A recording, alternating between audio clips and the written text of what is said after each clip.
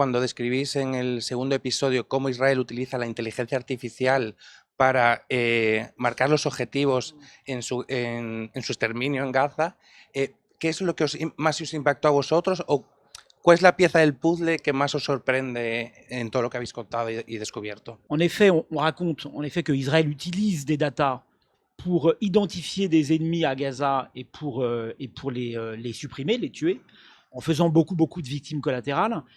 Et ce que dit un interlocuteur du film, c'est qu'en fait, ce que fait la façon dont Israël agit militairement avec les datas est a priori un crime de guerre, c'est assez évident, mais en fait, tous les États vont finir par le faire. Parce qu'en fait, les datas sont devenues tellement importantes dans la façon de conduire un conflit aujourd'hui, et on le voit notamment en Ukraine, avec les drones qui sont très utilisés, et qui utilisent beaucoup de data pour cibler des chars russes, pour cibler des unités russes sur le terrain, et inversement, des drones russes pour cibler des cibles ukrainiennes.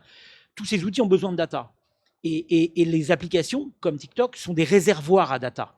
Voilà. Donc il est là le lien entre la façon dont on fait la guerre aujourd'hui et notre monde très numérisé, où on passe notre temps sur des réseaux sociaux, et donc on crée de la data. Voilà. Alors il faut être conscient de ça.